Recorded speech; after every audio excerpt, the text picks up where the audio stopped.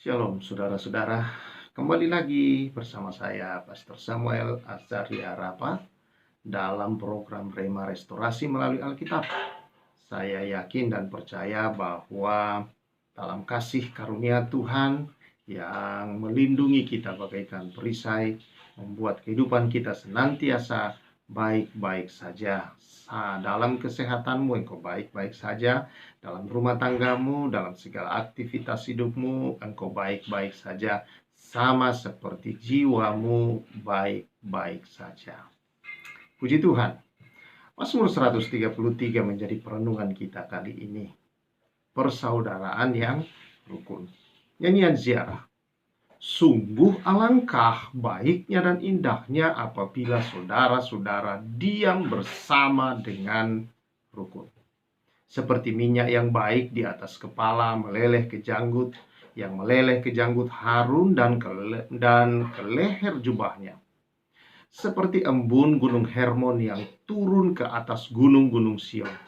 Sebab kesanalah Tuhan memerintahkan berkat kehidupan untuk selama-lamanya. Haleluya. Kemarin kita berbicara tentang dua hal. Bagaimana mengalami berkat Allah. Yang pertama, saudara-saudara, adalah orang yang sama seperti Daud, orang yang memperhatikan pembangunan atau penyediaan bait Allah. Dalam hal ini adalah tempat untuk beribadah. Orang yang memperhatikan segala sesuatu yang berhubungan dengan keadaan di dalam bait Allah itu sendiri, saudara-saudara. Kelangsungan hidup dalam bait Allah. Dan juga saudara-saudara yang mengalami berkat secara khusus juga adalah orang-orang yang memperhatikan pembangunan bait Allah secara rohani, yaitu kehidupannya. Nah, kali ini saudara, kita melihat bagaimana Allah memberkati dan memerintahkan berkat dan kehidupan, saudara-saudara. Wow, berkat dan kehidupan. Dia berbicara berkat di sini secara kehidupan yang berkat dalam hal saudara-saudara jasmani, material. Tetapi juga bukan hanya itu, tetapi kehidupan. Dia berbicara tentang berkat spiritual, kehidupan yang kekal. Dua hal ini dicurahkan oleh Tuhan ke dalam orang-orang yang dikatakan di sini hidup rukun. Dikatakan alangkah baiknya dan indahnya apabila saudara-saudara diam bersama dengan rukun. Ada banyak orang, saudara, diam bersama tapi tidak rukun. Diam bersama saudara-saudara tapi kerjanya cuma cekcok. Diam bersama tapi kerjanya cuma bertengkar, saling menyalahkan. Diam bersama saudara-saudara tetapi tidak saling mengasihi dengan sungguh-sungguh.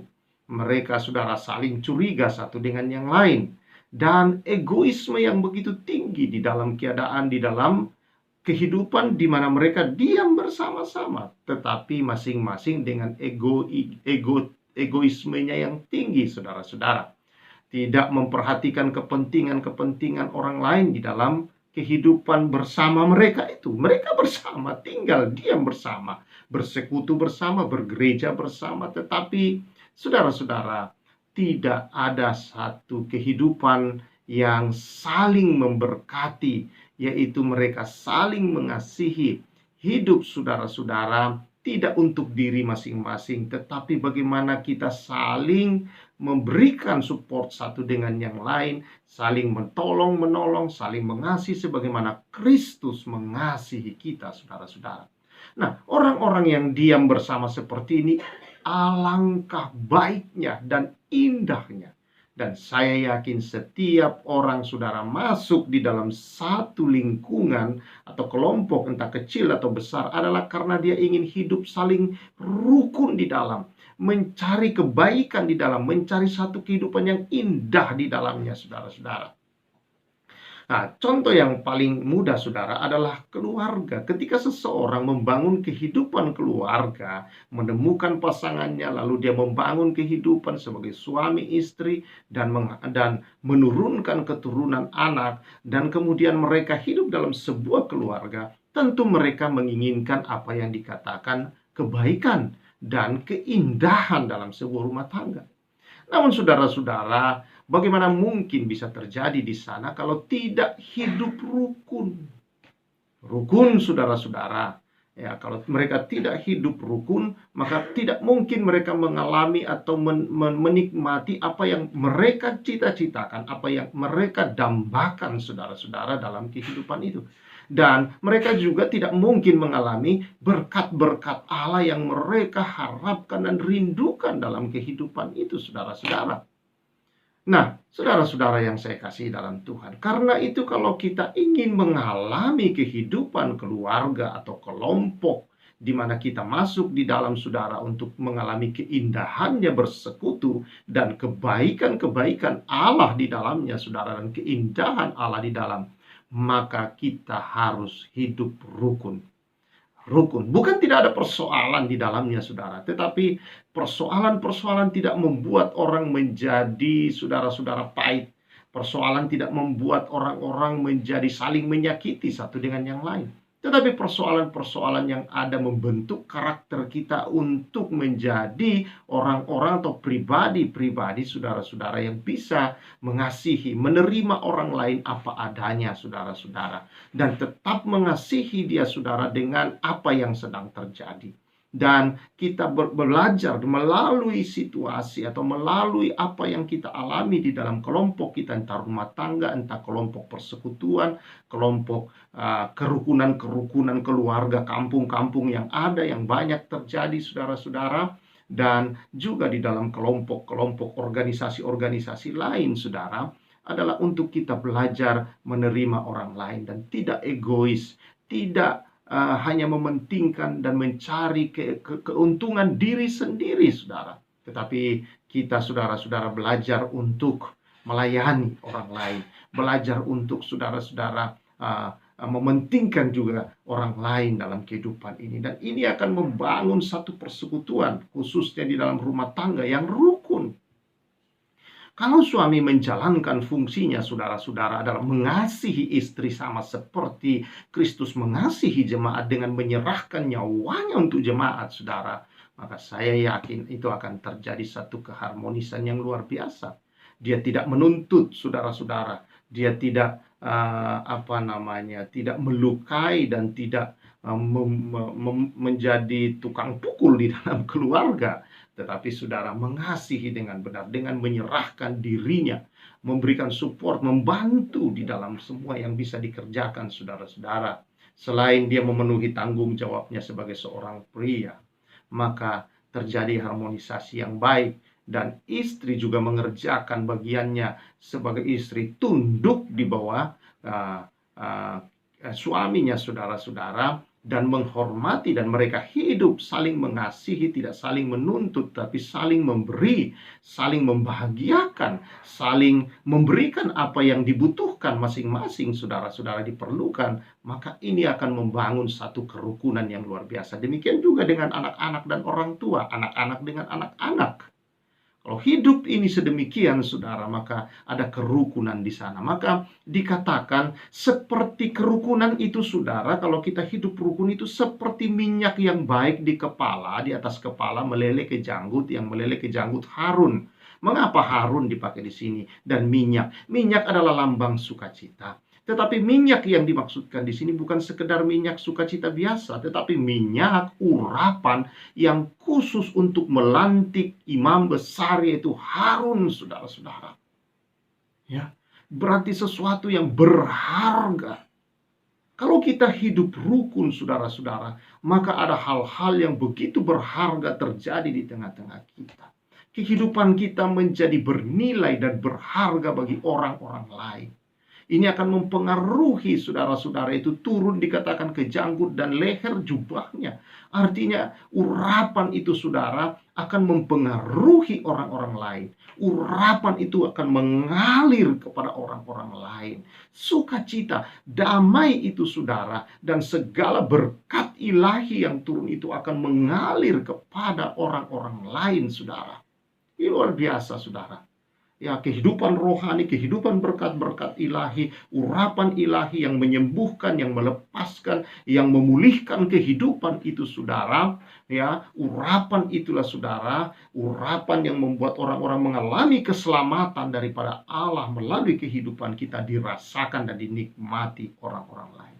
Yang kedua dikatakan seperti embun gunung Hermon yang turun ke atas gunung-gunung Sion. Saudara, adalah hal yang tidak mungkin. Gunung Hermon itu, saudara, adalah gunung yang selalu dipenuhi oleh salju di atasnya. Dan Gunung Sion, saudara-saudara, antara Gunung Hermon dan Gunung Sion itu ada lembah yang kering, saudara. Jadi bagaimana mungkin embun atau uap-uap air yang ada, yang menguap, saudara-saudara, dari es-es yang ada di Gunung Hermon bisa sampai ke Bukit Sion yang jauh, ya, yang dibelah oleh lembah yang kering, tanah kering sekelilingnya. Tetapi saudara-saudara, kalau hidup rukun bersama, saudara, digambarkan bahwa tidak ada yang mustahil. Karena kehidupan yang rukun itulah membuat hal-hal yang mustahil terpecahkan menjadi hal yang tidak mustahil lagi, saudara. Dalam kehidupan yang saling mengasihi, rukun satu dengan yang lain, saudara. Hidup saling melayani, di sini yang dimaksudkan rukun, bukan tidak ada persoalan, tetapi persoalan membuat kita untuk tidak egois, tetapi saling mendukung, saling tetap mengasihi dan belajar. Disitulah kita saling mengampuni, mengasihi, saling membangun, saudara. Maka hal-hal yang mustahil menjadi tidak lagi mustahil. Inilah, saudara-saudara, kalau kita hidup rukun, maka hadirat Tuhan, kuasa Tuhan dari Gunung Hermon, yaitu kehidupan dari yang tertinggi, itu mengalir kepada yang kering tadinya, saudara, di sekelilingnya, menjadi mengalami, saudara, akan kehidupan. Embun itu sangat penting di tanah Israel pada masa itu, saudara, yang dari Gunung Hermon memberi kesejukan dan kehidupan. Makanya dikatakan di sana, kesanalah Tuhan memerintahkan berkat kehidupan untuk selama-lamanya. Jadi, saudara, berkat dan keselamatan, berkat dan kehidupan rohani spiritual yang bertumbuh dengan baik, saudara-saudara, itu mengalir, diperintahkan oleh Tuhan. Tidak perlu lagi kita mencarinya. Dia datang dengan sendirinya dalam kehidupan kita yang hidup dalam kebenaran Tuhan, saling mengasihi, hidup saling menopang, mau menerima orang lain apa adanya dengan tulus. Di dalam firman Tuhan Roma dikatakan ayat 9, saudara-saudara, hendaklah kasih itu, Roma 12 ayat 9 dikatakan, hendaklah kasih itu jangan berpura-pura, jauhilah yang jahat dan lakukanlah yang baik. Hendaklah kita hidup bersama di dalam sebuah keluarga, tidak berpura-pura di dalam mengasihi, saudara-saudara, tapi benar, ya, benar-benar kita saling mendukung, saling mengasihi, saling tolong-menolong, saling melayani. Jangan cari dilayani, saudara. Karena firman Tuhan berkata, kita ini dipanggil, dipilih Tuhan untuk melayani, bukan untuk dilayani. Utamakanlah selalu bagaimana menyenangkan orang lain juga, bagaimana melayani orang lain. Dan saudara, percayalah, kalau suami-suami tahu bagaimana dia mau melayani istrinya, istrinya melayani suaminya, anak-anak orang tua, anak-anak dengan anak-anak saling melayani, dan orang tua kepada anak-anak. Saudara-saudara, tidak usah minta-minta, berkat itu dialirkan oleh Tuhan dengan sendirinya dari Gunung Hermon datang ke Bukit Sion. Sion adalah tempat yang dipilih oleh Tuhan. Itu pelajaran kita kemarin dalam Mazmur 132, bahwa Sion adalah tempat yang dipilih Tuhan. Kita yang dipilih Tuhan ini, saudara. Maka dari Gunung Hermon yang tinggi itu, dari yang ada kehidupan air salju di sana, maka dari sana, saudara, yaitu dari Gunung Tuhan mengalir kepada kita, turun kehidupan dan berkat itu, saudara, dengan sendirinya turun. Haleluya, puji Tuhan. Karena itu, saudara-saudara yang saya kasihi dalam Tuhan Yesus, ayo, mari hidup rukun. Mari hidup saling mengasihi, saling menerima, salinglah tolong-menolong. Usahakan dalam hidupmu, saudara, itu selalu berpikir bagaimana untuk mendahulukan dan untuk menyenangkan orang lain juga. Melayanilah, saudara, layani. Sama seperti Kristus melayani.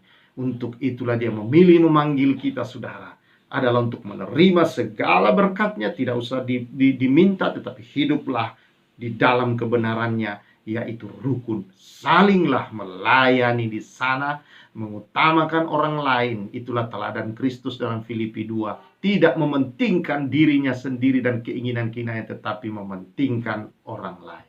Maka saudara, akan terbangun kerukunan, harmonisasi, kehidupan yang bahagia, kehidupan yang penuh sukacita, damai, sejahtera yang mengalir.